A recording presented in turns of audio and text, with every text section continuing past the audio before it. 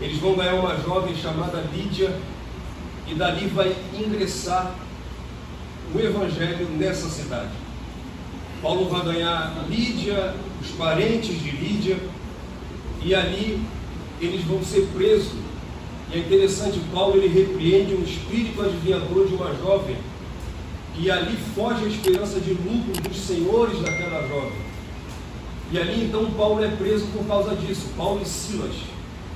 Olha que interessante, essa jovem ela segue Paulo e Silas durante o caminho, e ela começa a proferir que eles eram homens de Deus, ela não estava mentindo. A um dado momento, Paulo vira para trás e repreende o espírito de adivinhação. A adivinhação não é profecia. Eu me lembro que uma vez me chamaram para ir na igreja de determinada pessoa e disseram: olha, o pastor lá, ele adivinha seu CPF.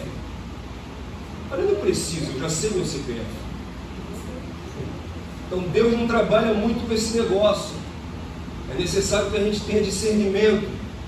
E Paulo tendo esse discernimento, só abrir esse parêntese para te falar isso. E assim começa essa igreja em Filipos.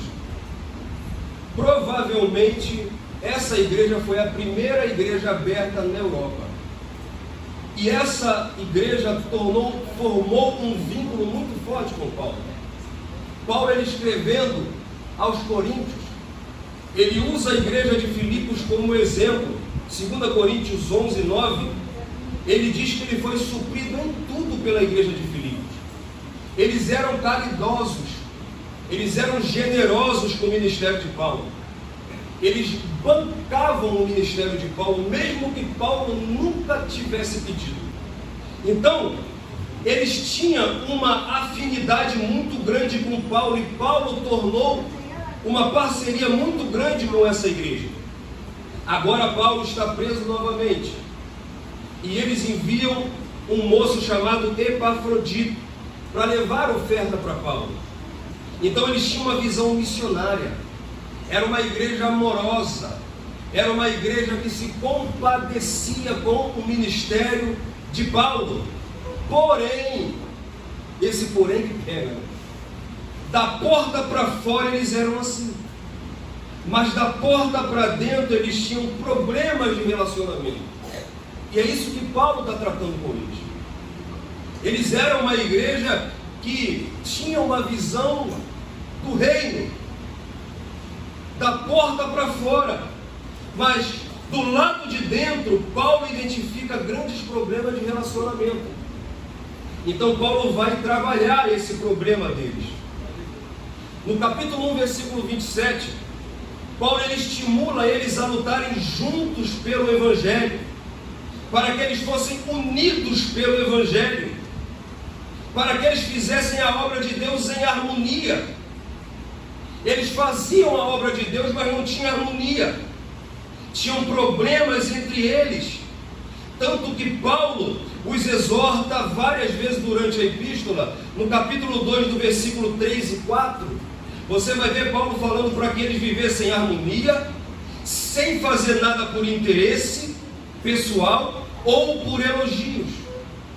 Quando Paulo diz não faça por vanglória, é porque tinha gente que queria fazer as coisas esperando algo em troca, esperando ser elogiado. E Paulo está ensinando eles que não é por aí. Aí Paulo começa a ensinar eles o caminho da humildade. E no versículo 4 Paulo diz: cada um considere o seu irmão superior a si próprio. Assim que é o Evangelho. Paulo está dizendo: não interessa qual é o teu grau, qual é a hierarquia que você está, qual o teu grau de inteligência, o quanto você estudou, o teu grau de eloquência. No Evangelho de Cristo, o outro é superior do que si próprio. Havia partidarismo, havia as famosas panelinhas. Alguns só pensavam em si próprio. No capítulo 4, no versículo 2, Paulo ele vai exortar duas moças, duas senhoras, chamadas Evódia e Sintique, duas cooperadoras do Evangelho que não estavam concordando entre si. Então Paulo começa a ensinar.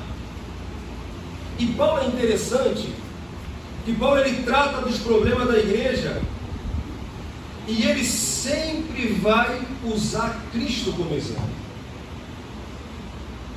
Paulo, eu estava lendo num comentário que Paulo é um tipo de pastor que ele trata de assunto pastoral ensinando teologia. E aqui talvez, eu me arrisco a dizer que aqui é o texto mais cristocêntrico que Paulo escreve. E Paulo pega o exemplo de Cristo e diz: siga o exemplo de Cristo, seja como Cristo, olhe para Cristo. E aí ele começa a falar das características da humildade e da humilhação de Cristo. Não há exemplo maior a ser seguido do que Cristo.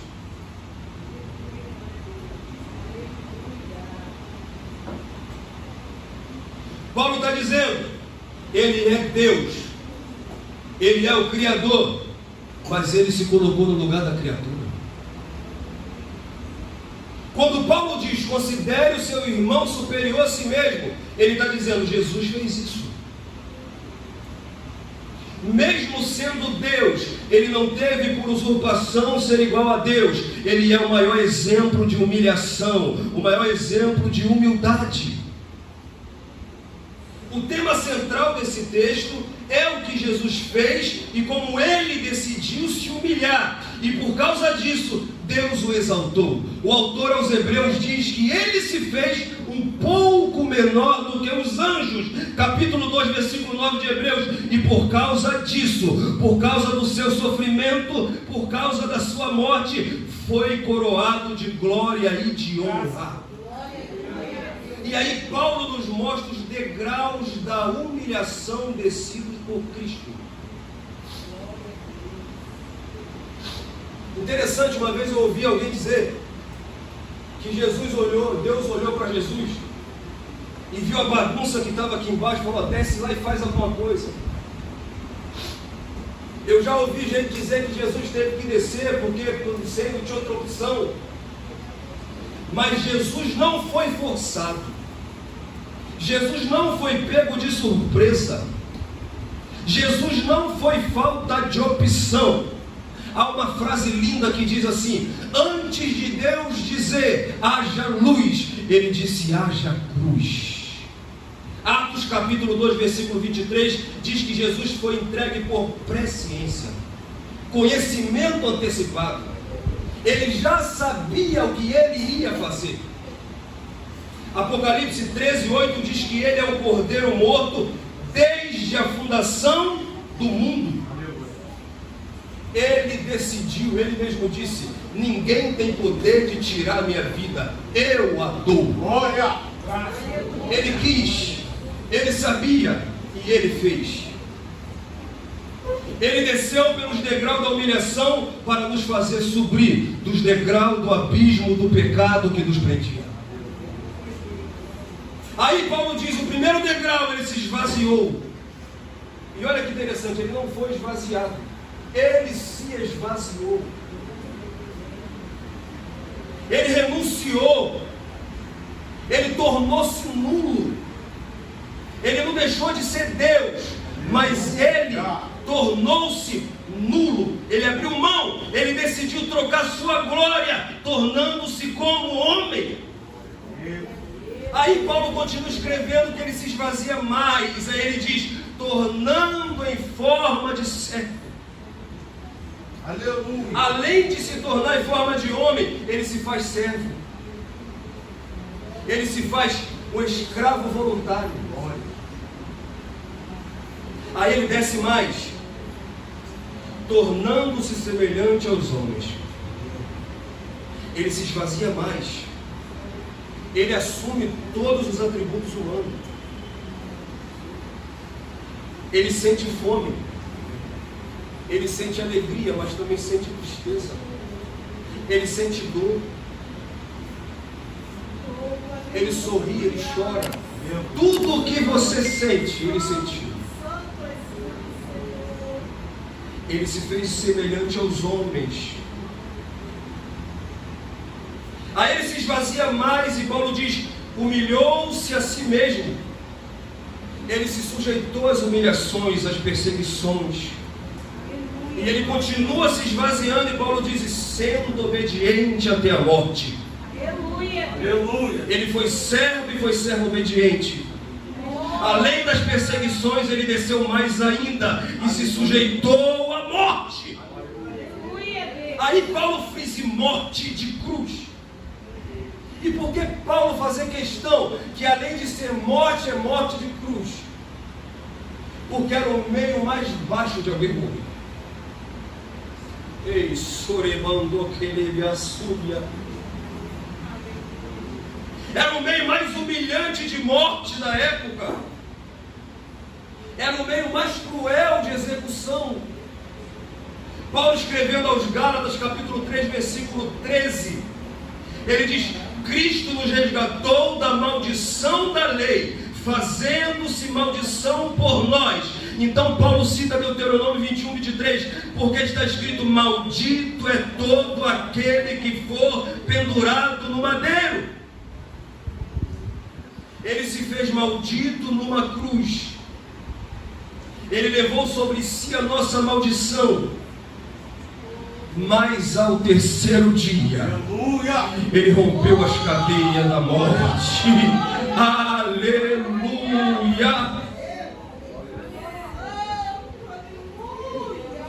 Quando ele ressuscita, Mateus 28, 18, ele diz: é-me dado todo o poder no céu e na terra.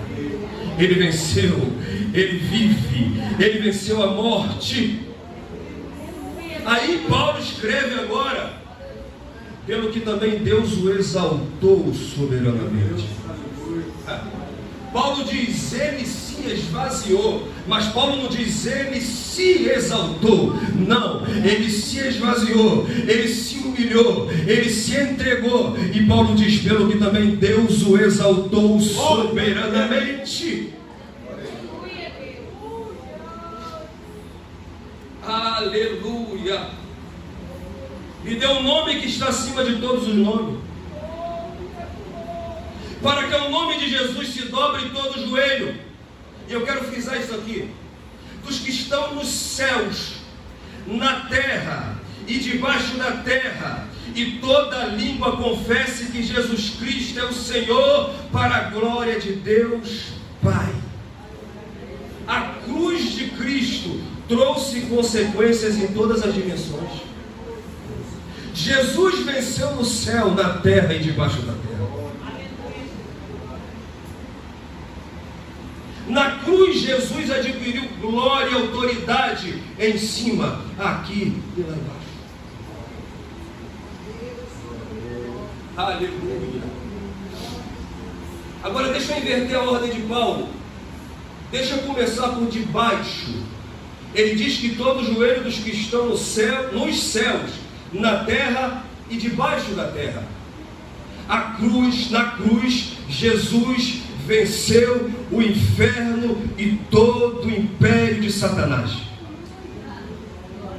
1 de Pedro 3,19, ele diz que ele desceu e pregou aos espíritos em prisão. Colossenses capítulo 2, versículo 14 e 15, na cruz, Jesus cravou toda a escrita de dívida que havia contra nós. Ele cravou na cruz, e Paulo diz: e despojou os principados e potestade, os expondo publicamente, e deles triunfou na cruz. Aleluia! Aleluia! Aí tem crente com medo do diabo. Você é mais que vencedor em Cristo Jesus.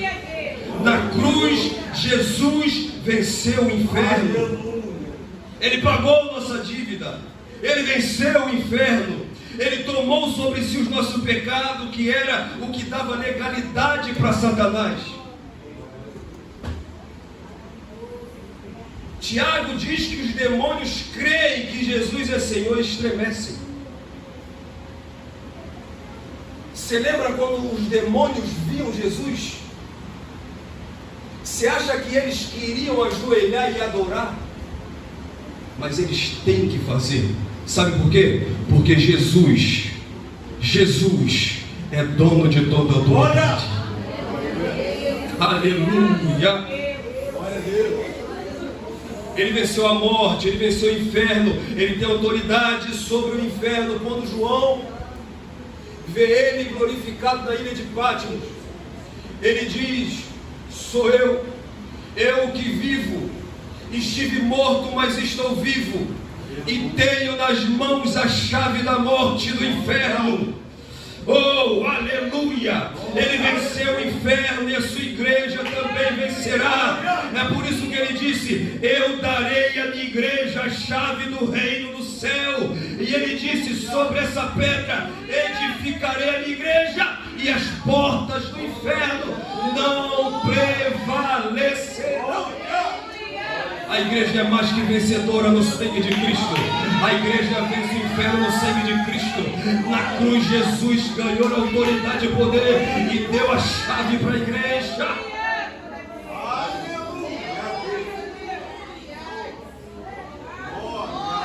Lembra aquele tempo aí? Quiseram botar trabalho na porta da igreja? As portas do inferno não prevalecem contra essa igreja. As portas do inferno não prevalecem contra a igreja do Deus vivo.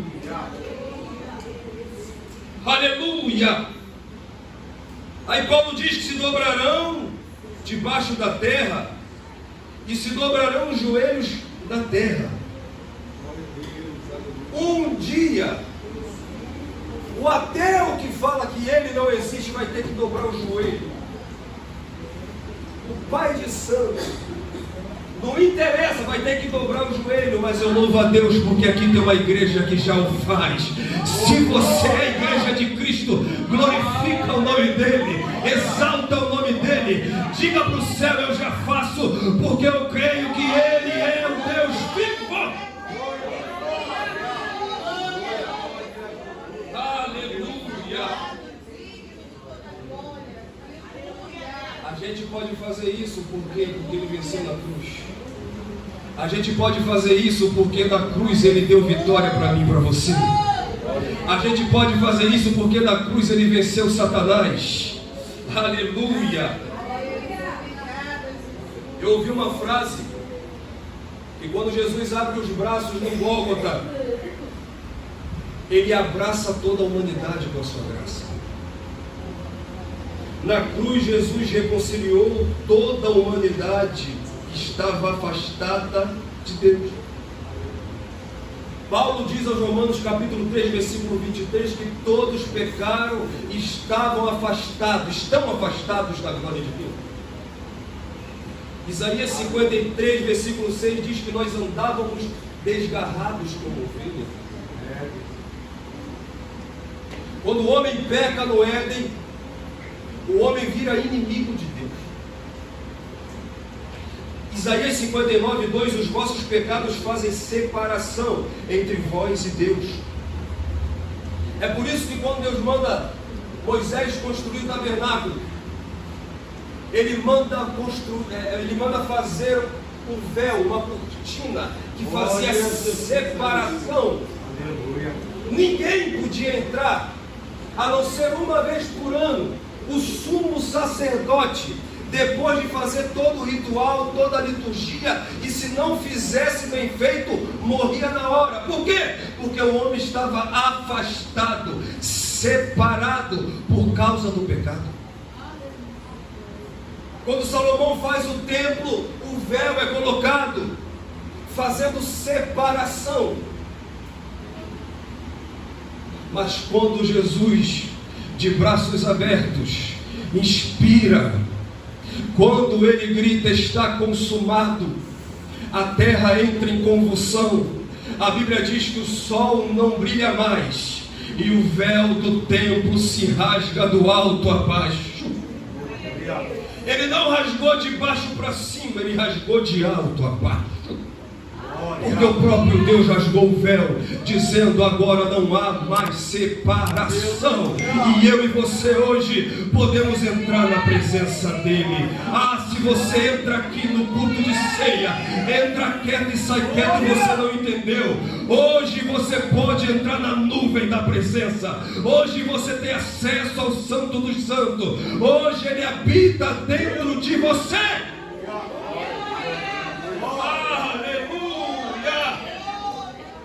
Colossenses 1:20, Paulo diz que pelo sangue de Cristo, pela cruz, Ele reconciliou consigo mesmo todas as coisas, tanto na terra como nos céus. Ele nos aproximou de Deus. 1 Timóteo 2:5, porque há um só mediador entre Deus e o homem, Jesus Cristo, o homem. É por isso que ele disse lá em João: eu sou o caminho, eu sou a verdade, eu sou a vida. Ninguém vem ao Pai se não for por mim, porque Ele é o caminho que trouxe reconciliação. Ele é o nosso acesso ao Pai. Ele nos aproxima de novo de Deus.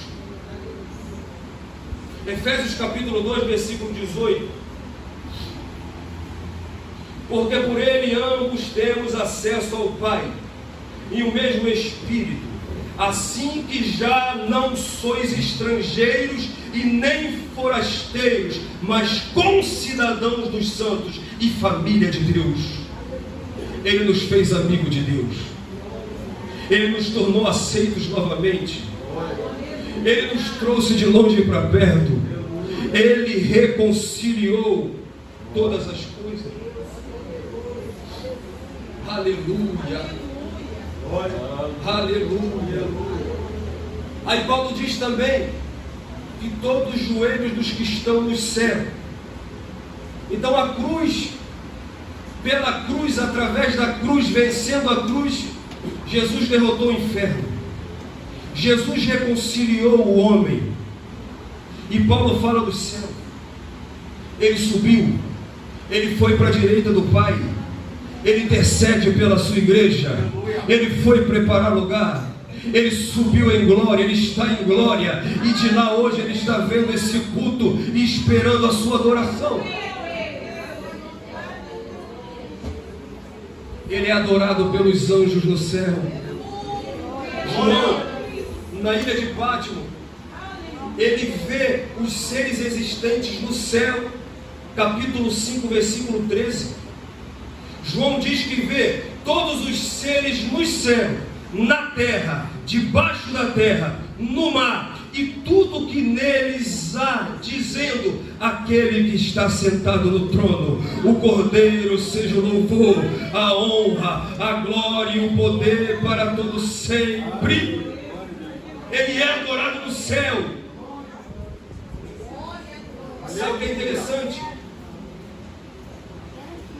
Lá no deserto, a nuvem da presença descia no meio do povo. Quando Jesus ressuscita,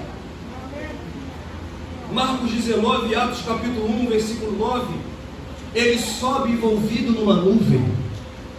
Preste atenção, a nuvem da presença descia, ele sobe envolvido na nuvem. E Paulo, escrevendo aos Tessalonicenses, diz que numa nuvem ele vai se encontrar com a igreja dele.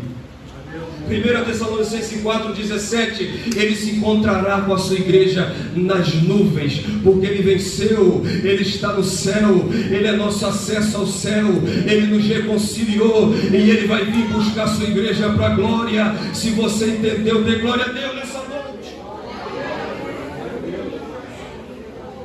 Aleluia.